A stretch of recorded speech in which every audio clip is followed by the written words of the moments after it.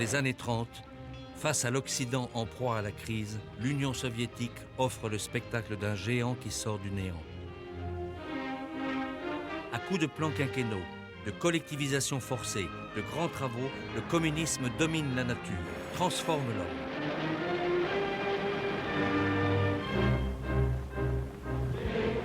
Face à Hitler, Staline impulse une politique antifasciste grâce à laquelle le communisme trouve une seconde jeunesse. En France, en Espagne, pendant les fronts populaires, les partis communistes se développent et s'implantent.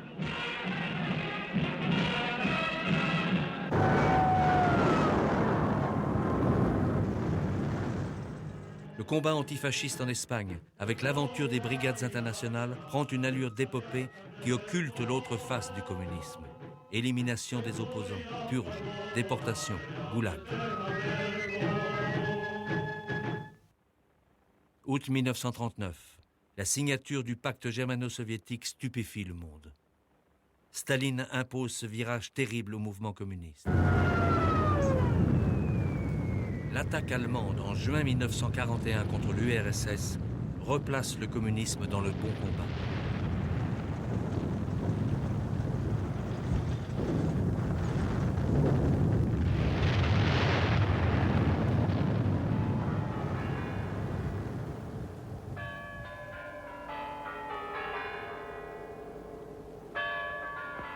Товарищ красноармейцы, краснофлотцы, командиры политработные, партизаны и партизанки. На вас смотрит весь мир, как на силу способную уничтожить разбойничьи орды немецких захватчиков. На вас смотрят все народы Европы, временно подпавшие под иго немецкой тирании, как на своих освободителей. Великая освободительная миссия выпала на ваш плод. Будьте же достойны этой миссии. Пусть осенит вас непобедимое знамя великого Ленина. Contre l'envahisseur nazi, Staline décrète la mobilisation générale. Le petit père des peuples, qui concentre tous les pouvoirs civils et militaires entre ses mains, incarne la fierté nationale retrouvée.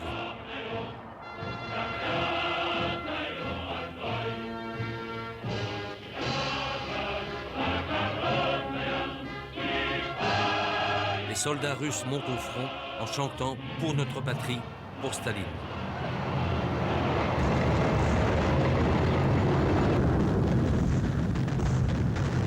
À la fin de 1942, la bataille de Stalingrad fait rage. Hitler transforme la prise de la ville au nom symbolique en défi personnel. Staline, lui, défend sa propre légende devant l'histoire. Pendant des mois, parmi les ruines de la ville, maison par maison, la bataille est impitoyable.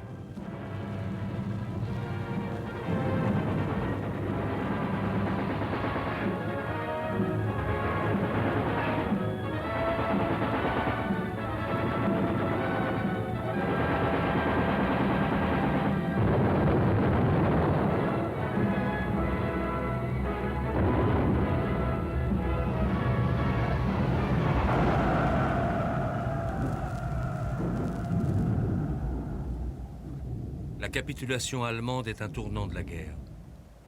Désormais, il est évident que la Russie soviétique, forte de son immensité et de la mobilisation patriotique de son peuple, ne sera pas vaincue. Dans toute l'Europe, sur tous les continents, Stalingrad se chante comme le nom de l'espoir, de la liberté. Extraordinaire paradoxe qui cristallise la tragédie du siècle. Grâce à la victoire de l'armée rouge, le nom de Staline est lié au triomphe de la démocratie sur la barbarie. Avec l'effet Stalingrad, le communisme s'offre un nouveau bail avec l'histoire.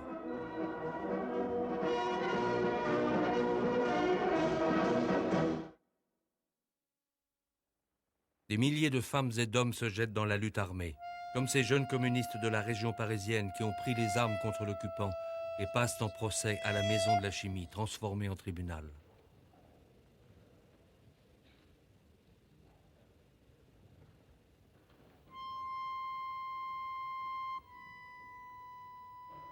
Ces adolescents résolus, courageux jusqu'au sacrifice du matin, meurt en criant « Vive Staline » sous les balles allemandes.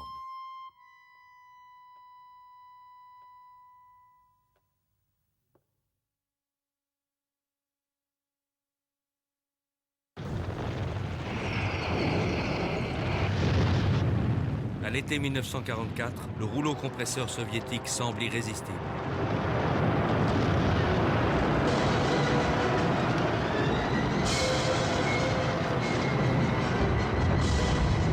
Les Russes entrent dans Varsovie détruite.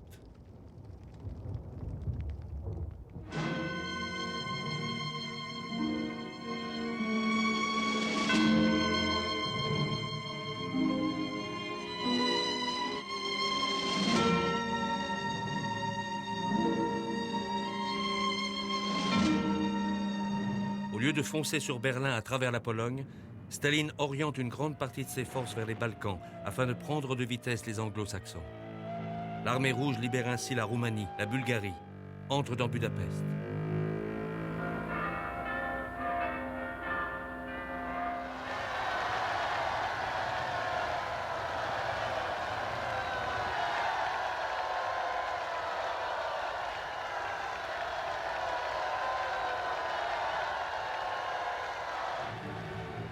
Puis les Russes font leur jonction avec les maquisards de Tito, qui ont libéré seuls une grande partie de la Yougoslavie. Ainsi, avant même la fin de la guerre, l'Europe orientale est passée sous domination soviétique.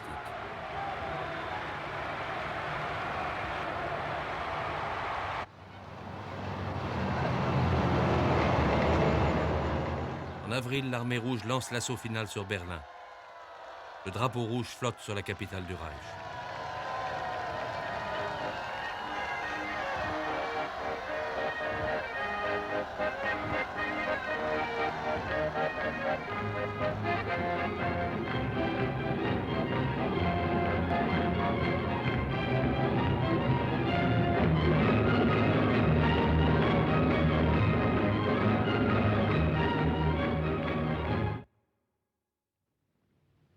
Mesdames, Messieurs, nous honorons aujourd'hui le sacrifice de 19 habitants d'Aubervilliers fusillés par l'ennemi et dont les corps vont reposer maintenant dans le cimetière communal.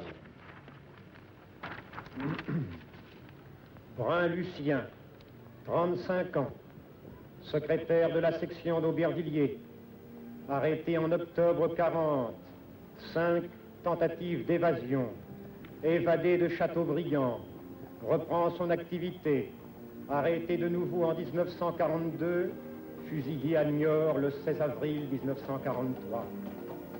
Carré Gaston, 37 ans, commandant des brigades internationales. Au sortir de la guerre, le prestige du Parti communiste français est immense. Il met en avant son engagement dans la lutte armée contre l'occupant et revendique d'être le parti des 75 000 fusillés.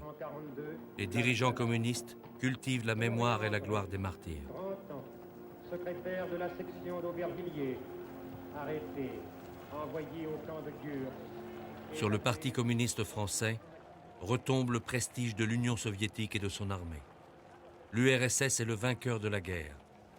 Comme dans les années 30, l'antifascisme fait le rayonnement du communisme. Devant le tribunal de l'histoire et bientôt devant celui des hommes à Nuremberg, le nazisme est mis au banc de l'humanité. Ceux qui l'ont vaincu et qui le jugent sont nécessairement dans le camp du bien. La barbarie nazie masque les crimes de Staline. La révélation de la Shoah occulte le goulag.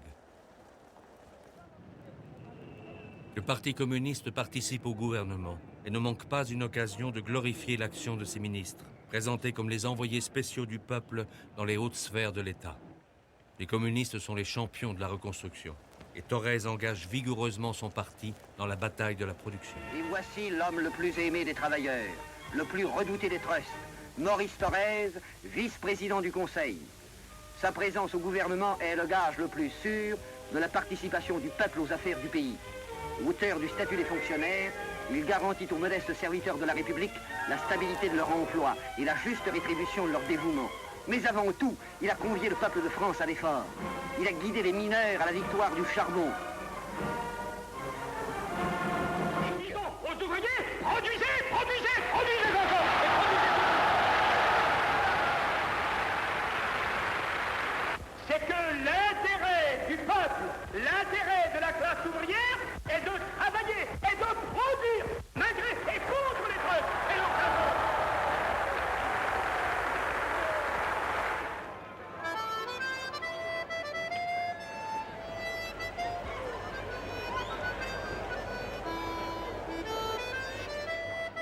À la première fête de l'humanité d'après-guerre, la foule immense des sympathisants et militants démontre que le Parti communiste est devenu le premier parti de France. Fort d'un électeur sur 4, appuyé par des organisations de masse qui drainent des millions de personnes, le Parti communiste est au sommet de sa puissance.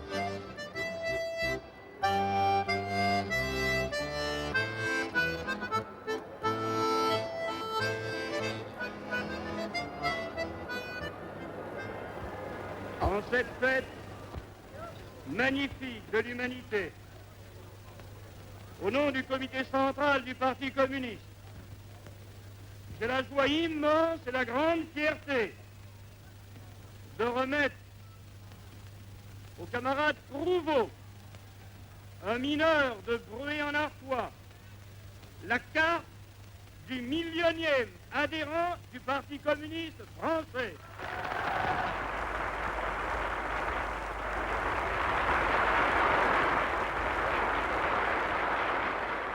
Le Parti communiste exerce sur la société française une véritable fascination. Au prestige de l'URSS, à la gloire de la résistance, s'ajoute la force d'une classe ouvrière que le Parti communiste français semble plus que jamais incarner. L'ouvrier est l'artisan du progrès, le bâtisseur des lendemains qui chantent. Être au parti, c'est être aux côtés du prolétariat, acteur de la transformation du monde. C'est participer à l'histoire.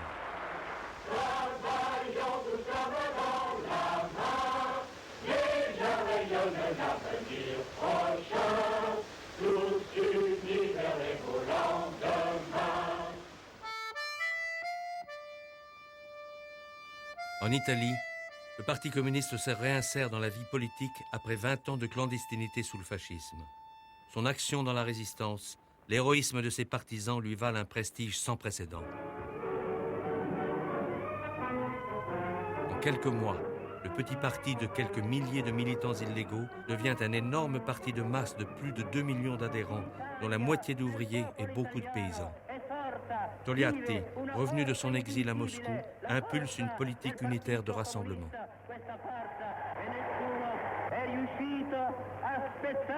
Questa forza la quale sente di essere chiamata a guidare le grandi masse del popolo nella lotta liberatrice, redentrice, la quale non può conchiudersi, non potrà conchiudersi altro.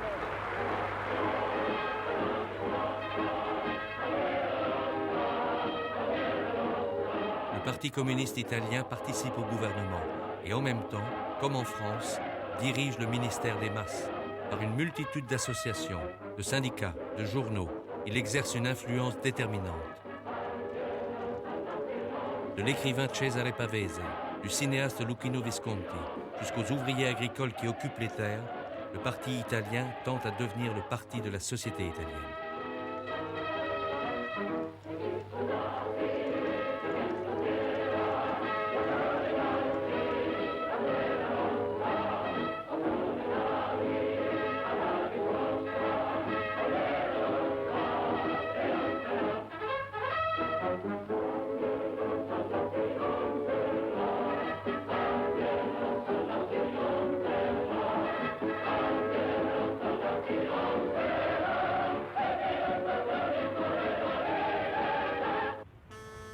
La puissance et le dynamisme des partis communistes occidentaux inquiètent l'Amérique. Les États-Unis décident de remettre sur pied les économies des pays d'Europe de l'Ouest afin d'atténuer les tensions sociales propices à la propagande communiste.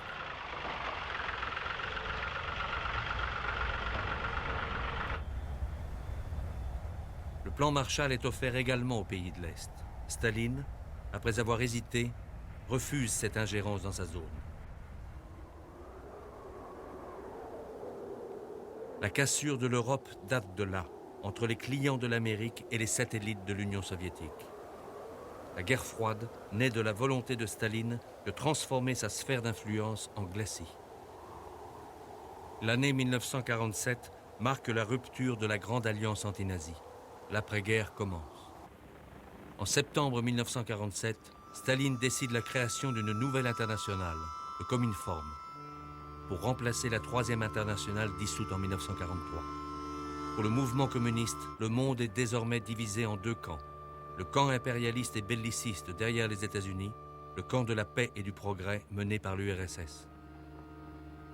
Le rôle des partis communistes est de défendre la patrie du socialisme contre l'Amérique qui veut la guerre.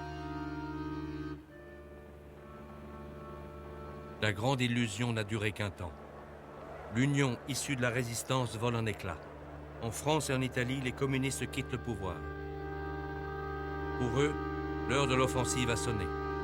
Dès l'automne 1947, le changement est spectaculaire et le parti de Thorez impulse des grèves insurrectionnelles. Paris est en état de siège.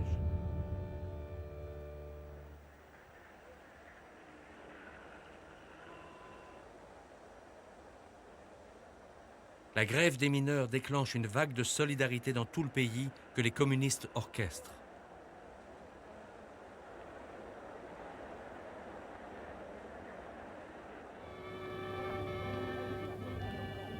Dès le début de la grève, la solidarité de la France entière se manifeste avec force. Toutes les couches sociales apportent leur aide, sachant bien que les justes revendications des mineurs, ce sont les justes revendications de tous. Des paysans, comprenant combien le sort de l'ouvrier est lié au leur, envoient des vivres de toutes sortes, car ils savent bien qu'aider les mineurs, c'est défendre leur propre cause. Les petits commerçants ferment leurs boutiques, marquent leur entière approbation. Et dans tout le pays, un magnifique élan soulève les honnêtes gens.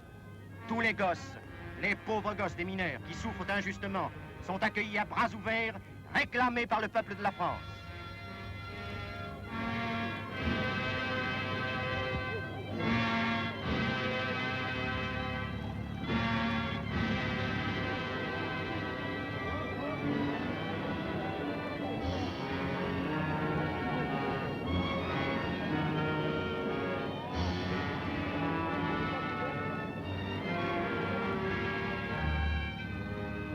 Le gouvernement, qui selon l'expression même de Jouot espérait laisser pourrir la grève, est obligé de constater que l'entraide et la solidarité de tous permettent aux mineurs de tenir.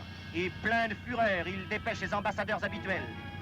Et ces images imposent un terrible rapprochement. Des enfants qui fuient et des soldats qui montent, images de guerre. Images de la guerre que le gouvernement déclare au peuple.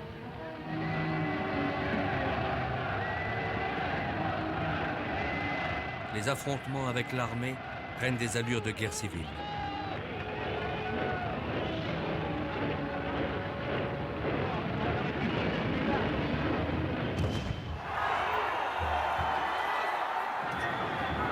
Contre les CRS et contre les soldats envoyés en renfort, les mineurs n'ont aucun doute sur la justesse de leur combat. Dans les corons occupés, comme au niveau international, deux camps s'affrontent.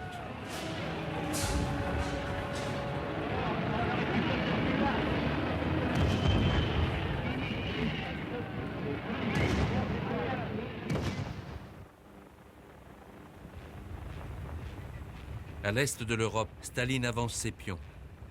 Dans ces pays où les communistes participaient au pouvoir dans le cadre de larges fronts populaires, la soviétisation s'effectue à marche forcée. En quelques mois, en Pologne, en Bulgarie, en Hongrie, avec la même mise en scène, les mêmes procédés, les mêmes élections truquées, les partis communistes s'emparent de la totalité du pouvoir.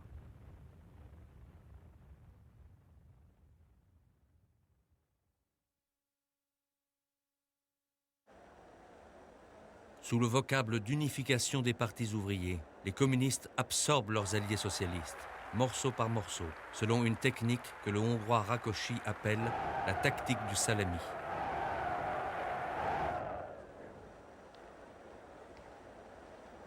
En février 1948, le coup de Prague achève la glaciation de l'Est européen. Les milices ouvrières, armées par le Parti communiste, appuient la prise de contrôle du gouvernement.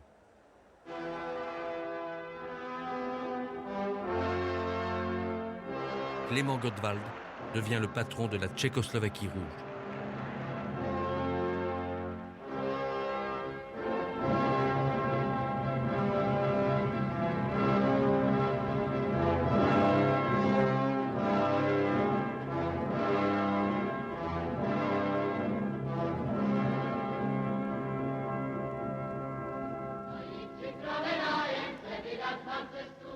Dziewczata i ogień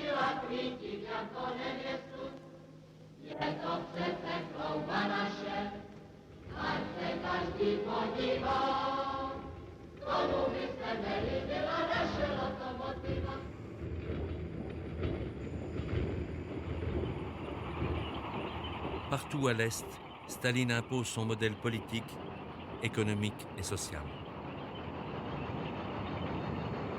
La soviétisation se traduit par la confiscation de la totalité des pouvoirs par le Parti communiste, l'introduction de la terreur et la toute-puissance de la police politique, la présence de milliers de conseillers soviétiques.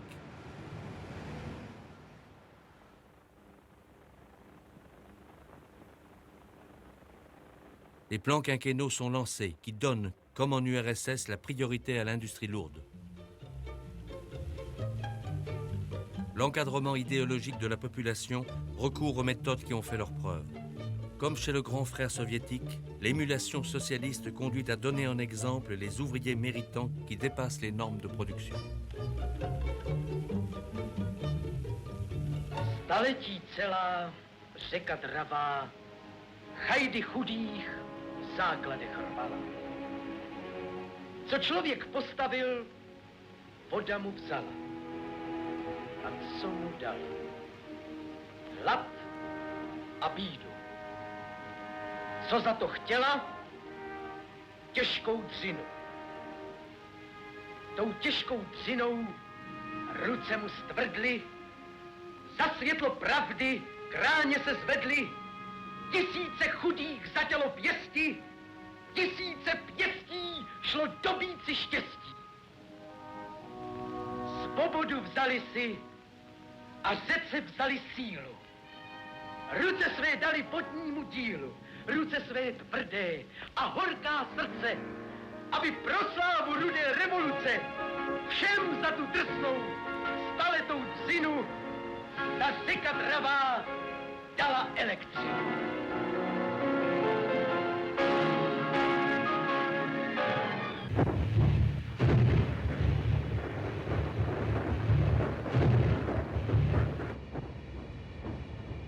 Le bloc soviétique est bien un bloc. La Yougoslavie fait exception. Tito, qui a dirigé la résistance armée, revendique son indépendance dans le camp communiste. Dès lors, puisqu'il ose défier Staline, il est condamné. L'Église communiste ne supporte pas la dissidence. Car l'hérésie titiste ne concerne pas, comme la trotskiste, une diaspora de quelques milliers d'individus, mais un État et un parti entier. La propagande communiste dénonce le traître Tito, assimilé à Franco ou à Hitler. Le schisme titiste ébranle quelques intellectuels qui ont du mal à comprendre comment le partisan d'hier est devenu un hitlérien fanatique. Mais en Occident, la grande masse des militants suit, accepte l'invraisemblable. Une fois encore, dans un monde en rouge et blanc, il n'y a pas de place pour le doute.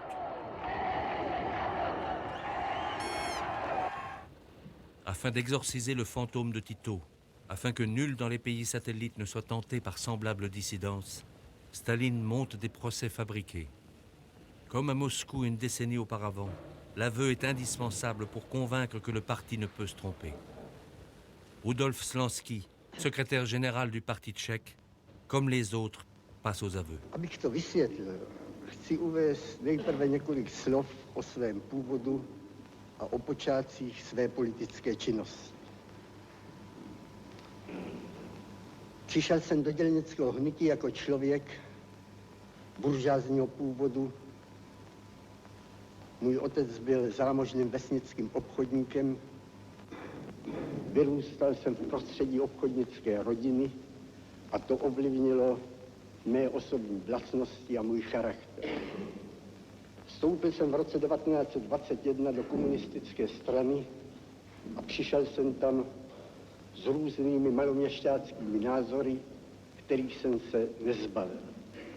To vedlo k tomu, že jsem se nestal skutečným komunistou a že jsem jako komunista nejednal, že jsem neplnil a nemohl plnit čestně povinnosti, které vyplývaly z mého členství v komunistické straně.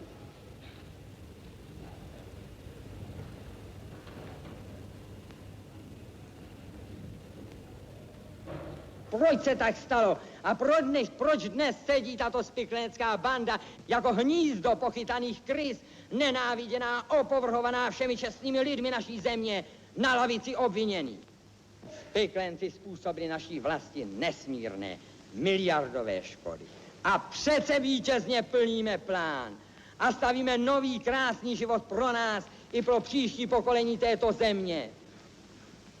Občané soudci, ve jménu našich národů, proti již svobodě a štěstí zločinci povstali. Ve jménu míru proti němu se hanebně spikli.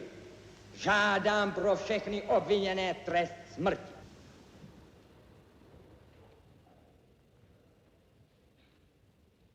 J'ai trop à faire avec les innocents qui clament leur innocence pour m'occuper des coupables qui clament leur culpabilité, rétorque Paul Éluard à ceux qui le somment de prendre parti pour les victimes de Prague ou de Budapest.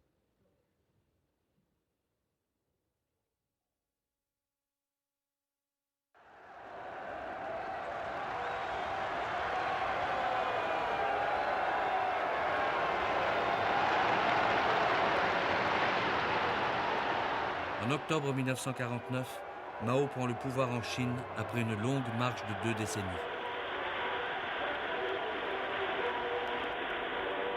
Très tôt, le communisme chinois a incarné le nationalisme contre l'envahisseur japonais.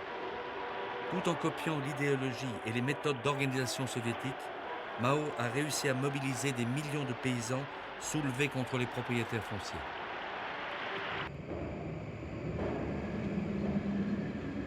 L'exemple soviétique sert de modèle aux communistes chinois. Ils ne remettent pas en cause la priorité à l'industrie lourde et se soumettent au diktat de la planification centralisée. Signe de la primauté soviétique, les conseillers et le matériel russe arrivent en force. La collectivisation des terres est imposée, comme 20 ans plus tôt en URSS. Les moyens ou gros propriétaires sont désignés à la vindicte publique. Car comme son voisin, le régime chinois est d'essence totalitaire, marqué par la domination totale du parti sur la société.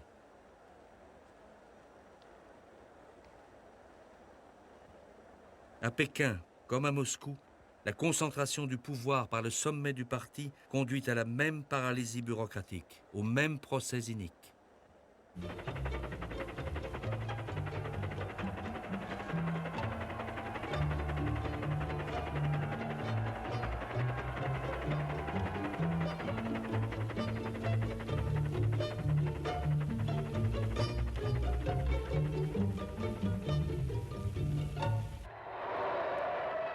L'Orient est rouge. De l'Elbe à la mer de Chine, près de la moitié de l'humanité vibre sous le drapeau rouge dans une même unité idéologique.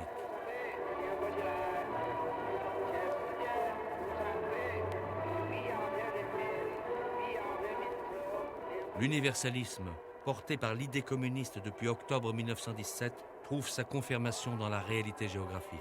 Le communisme paraît comme une force grandissante, attractive, irrésistible. En Indochine, les Viet Minh d'Ho Chi Minh tiennent le maquis depuis 1946. Les communistes vietnamiens incarnent les revendications nationalistes contre la puissance coloniale et se font les champions de l'indépendance.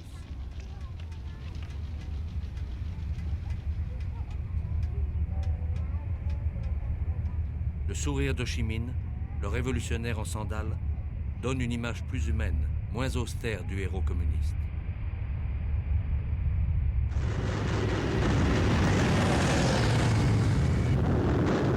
La France s'enlise dans une sale guerre, convaincue de défendre l'Occident contre la poussée communiste.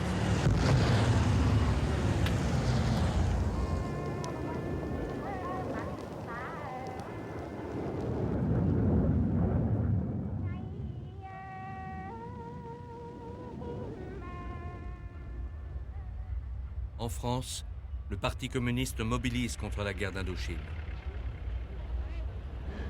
Les dockers marseillais refusent de décharger les bateaux qui transportent du matériel militaire.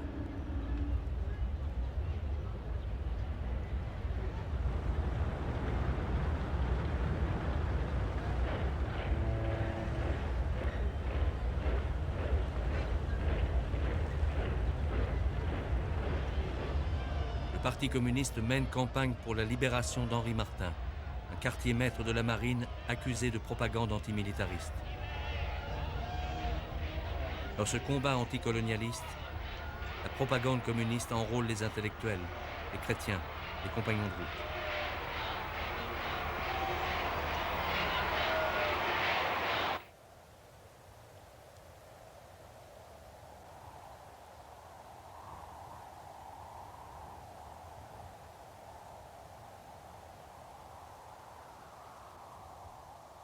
Au début de 1950, les troupes nord-coréennes, appuyées par les Chinois, franchissent le 38e parallèle. La guerre froide devient chaude, brûlante même. L'Amérique intervient sous l'uniforme de l'ONU.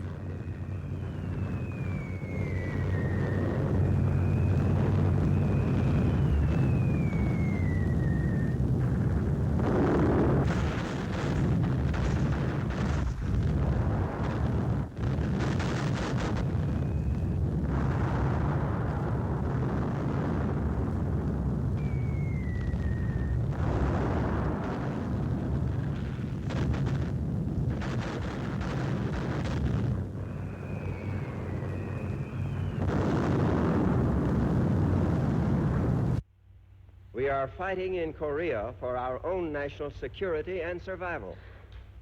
We have committed ourselves to the cause of a just and peaceful world order through the United Nations. We stand by that commitment.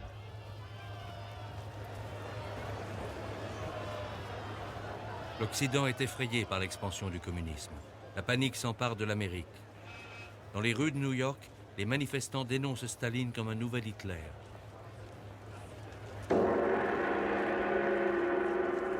Hollywood s'en mêle.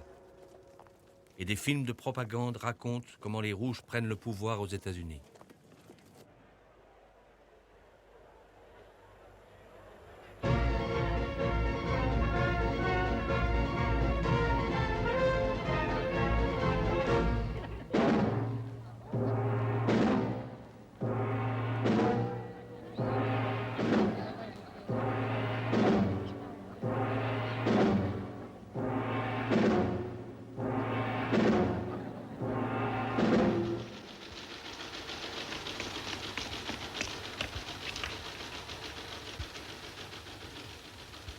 La guerre froide est une guerre idéologique.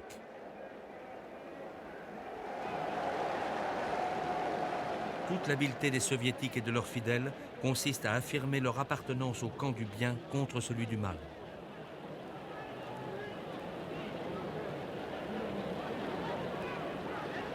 Dans ce nouvel affrontement binaire, le communisme va se trouver une cible idéale, l'Amérique. Staline brandit la menace d'un nouveau fascisme drapé dans la bannière étoilée. L'axe du combat est la défense de la paix. L'argumentation est imparable. Si vous êtes pour la paix, vous êtes contre l'Amérique puisque l'Amérique veut la guerre. Sous le drapeau pacifiste, le mouvement communiste enrôle bien au-delà du premier cercle de sympathisants. En France et en Italie, des millions de signatures sont récoltées pour l'appel de Stockholm, qui vise à interdire l'arme atomique.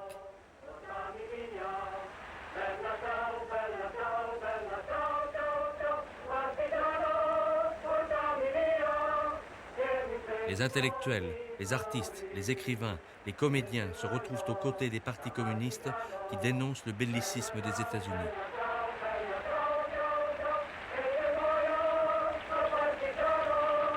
Les grandes vedettes de la plume et de l'écran apportent leur prestige à ce combat incontestable. Qui peut être contre la paix ?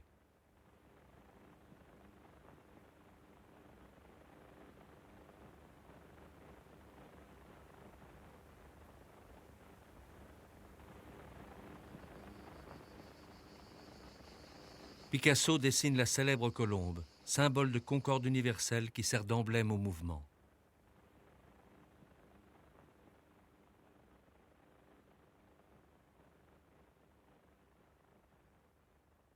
Et lorsque les ouvriers de chez Renault viennent lui apporter les signatures collectées, il leur offre en retour une de ses œuvres.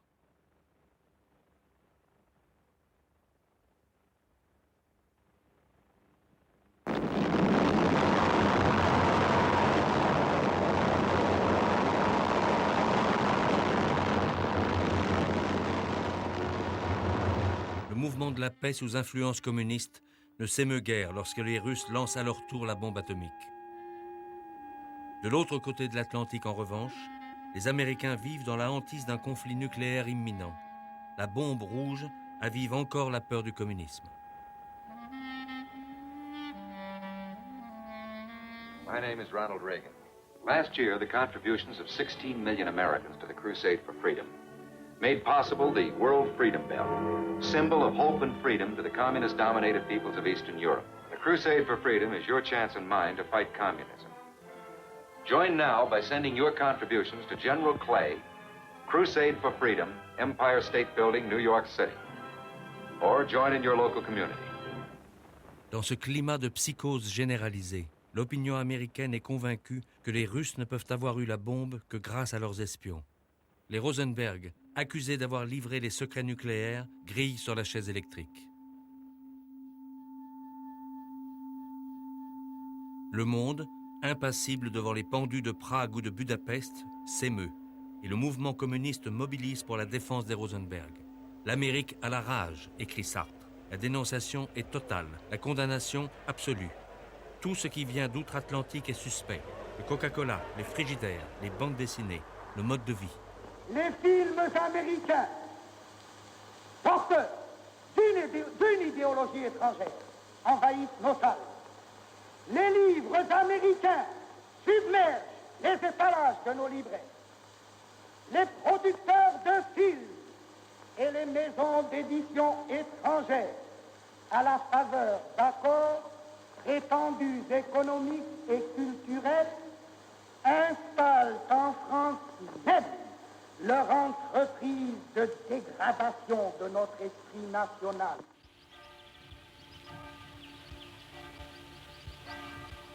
Mais enfin, monsieur le préfet, vous voyez vous-même, il ne reste plus que la ferme Moulin. Et avec un peu de patience, This is just goddamned inefficiency. And we're not going to be held up by any such foolishness. Le général Thompson nous fait part de son étonnement devant ce retard inexplicable. Monsieur le maire, vous m'avez bien dit que tout était réglé avec cette veuve Moulin. Mais enfin, monsieur le préfet... Madame Moulin, now, gentlemen. We're not going to hold up the defense of Europe for Madame Moulin. In 8 days, the bulldozers arrive and we'll take over. Le général Thompson vient de vous informer que sous 8 jours, les bulldozers procéderont aux premiers travaux de l'aérodrome. Monsieur le maire, vous avez tous les pouvoirs nécessaires. Agissez. Le Parti communiste mène campagne contre la présence des bases américaines sur le territoire français. Dans ce film de propagande tourné à la rédaction de l'Humanité, les soldats qui ont libéré la France quelques années plus tôt sont dénoncés comme de nouveaux occupants. GIs égale SS. Schamke, qui a fait fusiller votre fils. Thompson, qui veut vous prendre à votre maison. Ce sont les mêmes, Madame Moulin. Si on les laisse faire, ce sera pour faire la même chose, la guerre. Il faut le dire aux autres, Madame Moulin.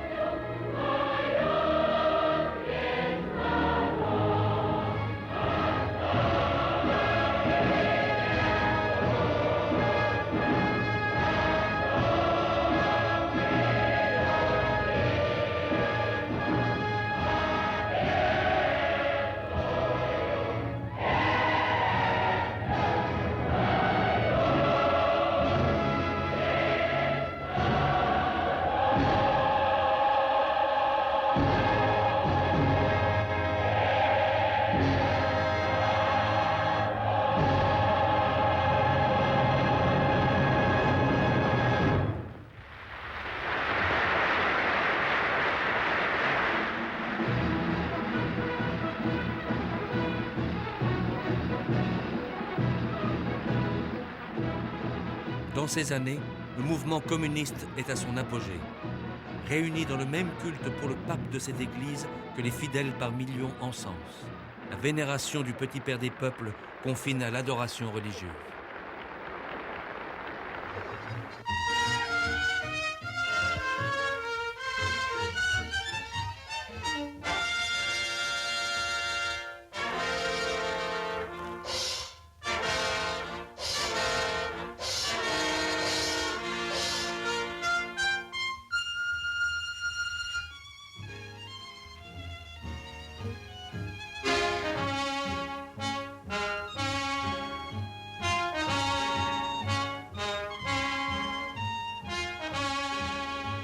Pour le 70e anniversaire de Staline, les communistes du monde entier sont mis à contribution.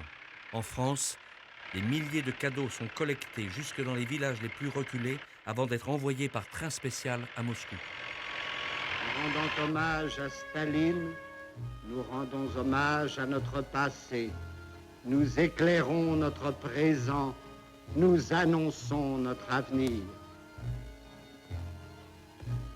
La France veut montrer comment elle s'est aimée. À l'entreprise Aubry, chantier Bonne Nouvelle, nous avons les yeux fixés vers l'Union soviétique, qui a à sa tête l'homme du socialisme, l'homme de la paix, qui consacre toute sa vie prodigieuse à la grande cause de la classe ouvrière et conduit les peuples vers la joie et le bonheur. Toute notre sympathie, toute notre reconnaissance, tous nos espoirs vont au peuple de l'Union soviétique et à leur guide éclairé. Très bien, bravo! Merci, vive Staline!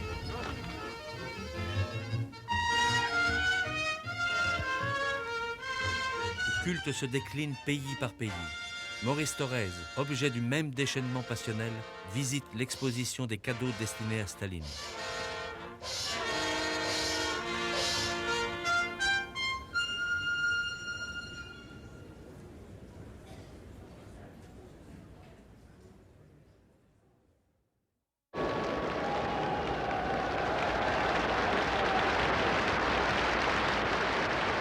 Togliatti en Italie connaît une adoration semblable.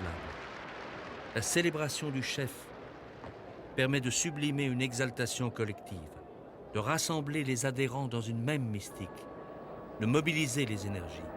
Plus que jamais, être communiste, c'est, au début des années 50, marquer son appartenance à une famille, affirmer une conception du monde, revendiquer une éthique.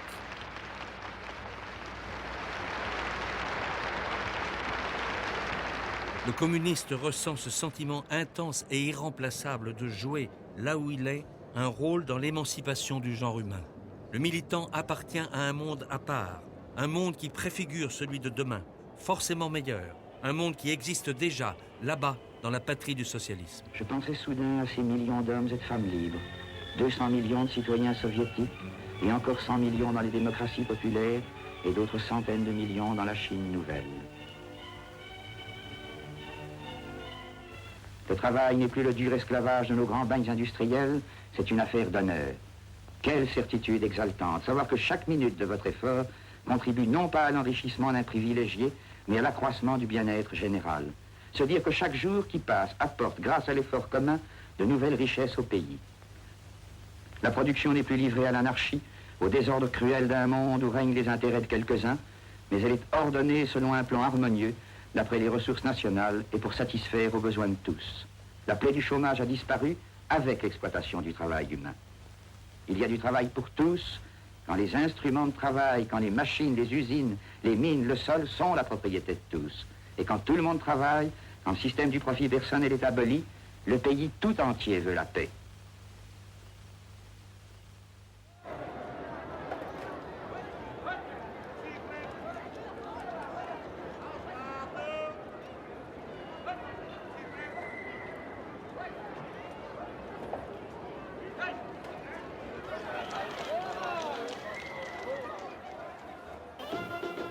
Les partis italiens et français sont de véritables contre-sociétés capables d'offrir à ceux qui la rejoignent appui et secours.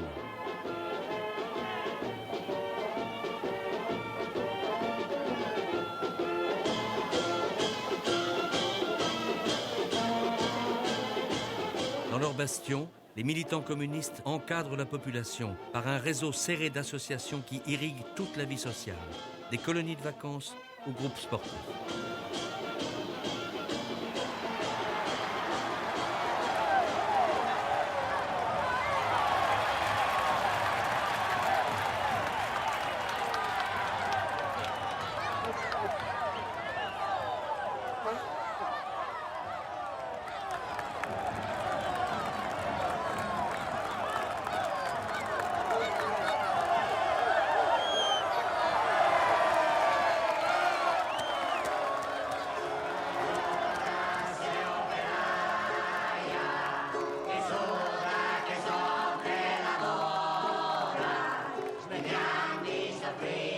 Cette omniprésence crée de multiples liens affectifs. L'appartenance au parti relève autant de choix communautaires que d'enjeux proprement politiques. Être communiste, c'est choisir ses pairs, c'est être dans le parti des copains, la chaleur des camarades, où le moi-je s'efface derrière le nous. La force affective du communisme crée des solidarités indéfectibles qui interdisent les remises en cause.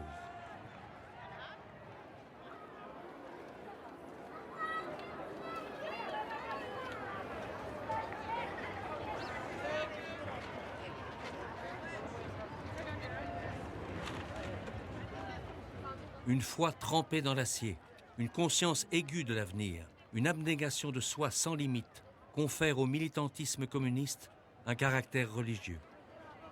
Entrer au parti change la vie, la sienne avant celle des autres. Le besoin absolu de croire en un absolu trouve son accomplissement en ce messianisme laïque qu'est la foi communiste.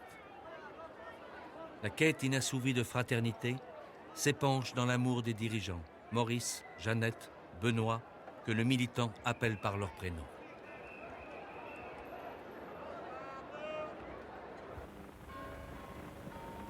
Lorsque Staline meurt en mars 1953, des millions de communistes pleurent la perte d'un ami, d'un camarade qui donnait sens à leur vie.